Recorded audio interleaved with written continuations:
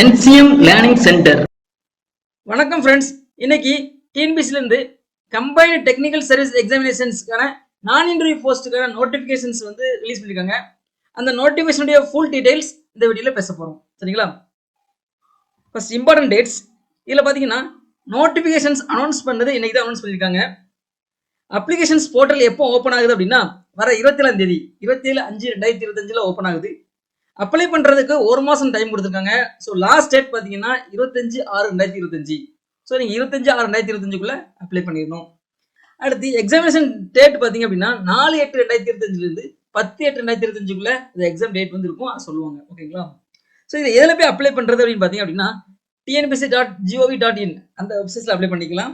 அப்படி இல்லாத பட்சத்தில் tnbc.exams.in இந்த 2 வெப்சைட்ஸில் ஏதாவது ஒரு வெப்சைட்ஸில் போய் நம்ம இந்த போஸ்ட்டுக்கு அப்ளை பண்ணிக்கலாம். ஓகேங்களா? ஓகே, அடுத்து என்னென்ன போஸ்ட் இருக்கு அப்படின்னு பார்க்கலாம். First electrical engineering BE triple முடிச்சிருக்கவங்களுக்கு நமக்கு தெரியும். இந்த டெக்னிக்கல் சர்வீஸ் எக்ஸாமினேஷன்ஸ் பார்த்தீங்கன்னா முழுக்க மெஜாரிட்டி வந்து பார்த்தீங்க அப்படின்னா ஒரு இன்ஜினியரிங் ரிலேட்டடான போஸ்ட்டாக இருக்கும். இதில் வந்து பிஇ ட்ரிபிள்க்கு பார்த்தீங்க அப்படின்னா ஃபர்ஸ்ட் பார்த்தீங்கன்னா தமிழ்நாடு ஹவுசிங் போர்டில் பார்த்தீங்கன்னா ஒரே ஒரு போஸ்ட் தான் இருக்கு, அது உமன் கேண்டிடேட்ஸ் தான். இந்த எலக்ட்ரிக்கல் இன்ஜினியரிங் பொறுத்தவரையில் இந்த தடவை வந்து ரொம்ப மினிமமான போஸ்ட். லாஸ்ட் 2024 கூட நல்ல வேகன்சிஸ் இருந்தது. பட் இந்த 2025 வேகன்சிஸ்ல பார்த்தீங்கன்னா ட்ரிபிள்இ வந்து ரொம்ப கம்மியானது. ஓகேவா? ஸோ தமிழ்நாடு ஹவுசிங் போர்டில் வந்து ஒரே ஒரு வேக்கன்ட் தான் இருக்கு, அது உமனுக்கு கொடுத்துருக்காங்க. அடுத்து சென்னை மெட்ரோபாலிட்டன் அத்தாரிட்டி அதில் பார்த்தீங்க அப்படின்னா அதுலேயுமே ஒரே ஒரு வேகன்சி தான், ஜெனரல் பிளான்.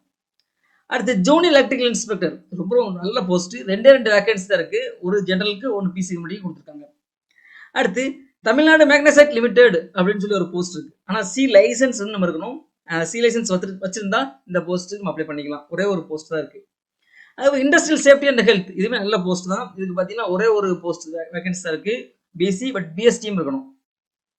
அடுத்து சிவில் சப்ளைஸ் அண்ட் கன்சூமர் டிபார்ட்மெண்ட்ல பார்த்தீங்க அப்படின்னா சிஸ்டம் மேனேஜர், அதுக்கு வந்து 9 வேகன்சிஸ் இருக்கு. ஸோ இந்த 6மே வந்து எலக்ட்ரிக்கல் சம்மந்தப்பட்ட பிஇ எலக்ட்ரிக்கல் முடிச்சிருக்கவங்க இந்த 6 போஸ்ட் அப்ளை பண்ணலாம்.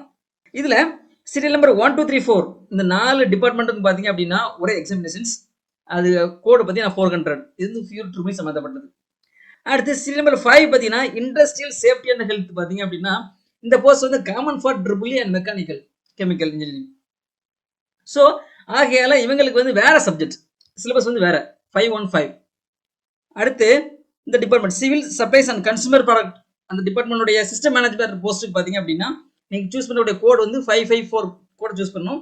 ஸோ அதோட சிலபஸ் பார்த்தீங்கன்னா ஃபுல்லாகவே கம்ப்யூட்டர் சயின்ஸ் பேஸ்ட் சிலபஸாக இருக்கும். ஜாவா, பைத்தான், இந்த ப்ரோக்ராமிங் லாங்குவேஜஸ், டேட்டா ஸ்ட்ரக்சர்ஸ், இந்த மாதிரி கம்ப்யூட்டர் சயின்ஸ் பேஸ்டு சிலபஸாக இருக்கும். சரிங்களா? ஸோ ஆனால் நீங்கள் பிஇ ட்ரிபிள் முடிச்சிருக்கீங்க அப்படின்னா இந்த 6 டிபார்ட்மெண்ட் போஸ்ட்டுக்கும் எலிஜிபிலிட்டி. பட் நீங்கள் சூஸ் பண்ணுறக்கூடிய கோடு 400 சூஸ் பண்ணீங்க அப்படின்னா இந்த 4 டிபார்ட்மெண்ட்டுக்கு மட்டும் தான் முடியும். நீங்கள் 515 சூஸ் பண்ணீங்க அப்படின்னா இண்டஸ்ட்ரியல் சேஃப்டி அண்ட் ஹெல்த் டிபார்ட்மெண்ட்டுக்கு போகலாம். 554 சூஸ் பண்ணீங்க அப்படின்னா இந்த civil supplies and consumer product டிபார்ட்மெண்ட்டுக்கு நீங்க போயிடலாம். சிலபஸ் வந்து ஒவ்வொன்றுக்கும் வேற. ஓகேவா? அடுத்து மெக்கானிக்கல் டிபார்ட்மெண்ட். மெக்கானிக்கல்ல பாத்தீங்க அப்படின்னா இதுக்குமே வேகன்சி ரொம்ப கம்மியாக தான் இருக்கு. இதுல ஃபர்ஸ்ட் தமிழ்நாடு மேக்னசைட் லிமிடெட் அதை பத்தி வந்து 3 வேகன்சிஸ் இருக்கு. அடுத்து இண்டஸ்ட்ரியல் சேஃப்டி அண்ட் ஹெல்த் ஒரே ஒரு வேகன்சி தான், common for BE mechanical chemical engineering. ஓகேவா? அதுக்கப்புறம் அக்ரிகல்ச்சர் இன்ஜினியரிங். அக்ரிகல்ச்சர் இன்ஜினியரிங் பாத்தீங்கன்னா 116 போஸ்ட் இருக்கு. ஆனா இதுல ஒரு கண்டிஷன்ஸ் இருக்கு, என்ன அப்படின்னா பிஇ அக்ரிகல்ச்சர்ஸ் முடிச்சிருக்கவங்க தான் ஃபர்ஸ்ட் ப்ரிஃபரன்ஸ். மார்க் பத்தி பார்க்க மாட்டாங்க. ஃபார் எக்ஸாம்பிள் ஒரு பிஇ அக்ரிகல்ச்சர்ஸ் படிச்சிருக்க ஸ்டூடெண்ட்ஸ் வந்து மெக்கானிக்கல் ஸ்டூடெண்ட்ஸோட மார்க் கம்மியாக எடுத்திருக்காங்க அப்படின்னா அந்த பிஇ அக்ரிகல்ச்சர் அவங்கள ஃபில் பண்ணிட்டு தான் அந்த போஸ்ட் ஃபில் ஆகாம இருந்தால் மட்டும்தான் மெக்கானிக்கல் கொடுப்பாங்க. ஃபார் எக்ஸாம்பிள் 116 போஸ்ட்ல 116 பிஇ அக்ரிகல்ச்சர்ஸ் இன்ஜினியர்ஸ் இருந்தாங்கன்னா அவங்களுக்கு எல்லாத்துக்கும் போயிடும். ஒரு 50 பிஇ அக்ரிகல்ச்சர்ஸ் தான் இருக்காங்க அப்படின்னா மீதி உள்ள போஸ்ட் மெக்கானிக்கல் போகும். ஓகேவா? அதான் கண்டிஷன்ஸ்.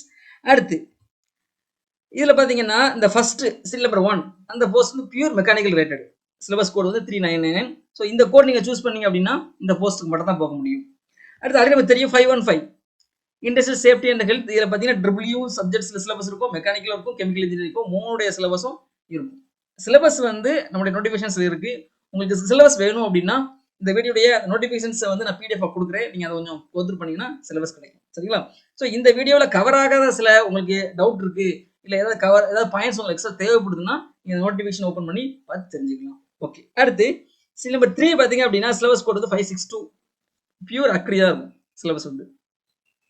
சரிங்களா?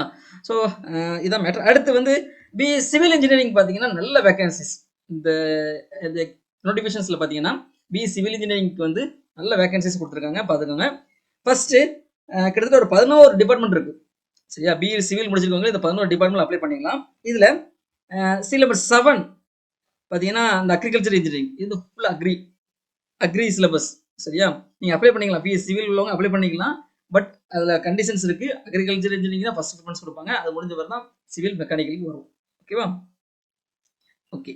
அடுத்து சீரியல் நம்பர் 7 முடிஞ்சிருச்சு. அடுத்து மீதி உள்ள கோட் சீரியல் நம்பர் 1, 2, அடுத்து 4, 5, 6 வாட்டர் ரிசோர்சஸ், அடுத்து 8, 9, 11. இந்த 8மே என்னன்னா பியூர் சிவில். நீங்க இந்த 398 கோட் எடுத்துட்டீங்கன்னா பியூர் சிவில் டிபார்ட்மெண்ட் உள்ள சிலபஸ் இருக்கும். ஸோ அவங்க வந்து இந்த 8ல வந்து ஏதாவது ஒரு போஸ்ட்டுக்கு போய்க்கலாம். ஓகேவா? அடுத்து மீதி உள்ளது சீரியல் நம்பர் 3 பார்த்தீங்க அப்படின்னா இந்த ஹிந்து ரிலிஜியஸ் அண்ட் சேரிட்டபிள் என்டோமெண்ட்ல பார்த்தீங்கன்னா சிலபஸ் வந்து சிவிலும் ஆர்ட்டுக்கும் சேர்ந்து கம்பைனே வரும். ஸோ ஓரளவுக்கு நீங்கள் ஸ்கோர் பண்ண முடியும். ஏன்னா சிவில் சிலபஸ் இருக்கு. ஓகேவா? ஆனால் நீங்கள் இந்த பேப்பர் எடுத்தீங்க அப்படின்னா இந்த போஸ்ட்டுக்கு மட்டும் தான் பார்க்க முடியும். ஓகே. அடுத்து கடைசியா ஜூனியர் பிளானர் போஸ்ட். இதுக்கு பார்த்தீங்கன்னா சிலபஸ் கூட வேற 560 பிளானிங் சப்ஜெக்ட்ஸ். சிலபஸ் வந்து ஃபுல்லாக பிளானிங் ரிலேட்டடாக இருக்கும். ஸோ நீங்கள் இந்த சப்ஜெக்ட்ஸ் கூட சூஸ் பண்ணுறது பொறுத்து தான் இந்த போஸ்ட்டுக்கு நம்ம போக முடியும். ஓகேவா? அடுத்து பிஇ சிஎஸ்சி ஐடி இசிஇ முடிச்சிருக்கவங்களுக்கும் வேகன்சி இருக்கு. இந்த 3 டிபார்ட்மெண்ட்ல ஏதாவது டிபார்ட்மெண்ட் நீங்கள் இருந்தீங்க அப்படின்னா இந்த சிஸ்டம் மேனேஜர் போஸ்ட்டுக்கு அப்ளை பண்ணிக்கலாம். வேகன்சிஸ் பார்த்தீங்கன்னா 9 வேகன்சிஸ் இருக்கு. ஓகேவா? லெவல் வந்து 16. சேலரி வந்து கொஞ்சம் கம்மியாக இருக்கும். நம்மளுடைய ஆக்சுவல் ஏயோட சேலரி வந்து லெவல் 20, பட் இது வந்து லெவல் 16 டிஎல் லெவலுக்கு இருக்கும் இந்த சேலரி. அடுத்து லைப்ரரியன் போஸ்ட், அவங்களுக்கும் வேகன்சி இருக்கு. பேச்சுலர் டிகிரி லைப்ரரி சயின்ஸ் முடிச்சிருக்கணும். லைப்ரரியன் லைப்ரரி கிரேட் 2 இந்த 2 போஸ்ட்டுக்கும் எலிஜிபிலிட்டி. சரியா? பட் சேலரி வந்து கொஞ்சம் கம்மி தான். லெவல் 10 லெவல் 8 இருக்கு. ஓகேவா? அது தாண்டி எம்எஸ்சி பிசிக்ஸ் கெமிஸ்ட்ரி ஜுவாலஜி படிச்சிருக்கவங்களுக்கு போஸ்ட் இருக்கு.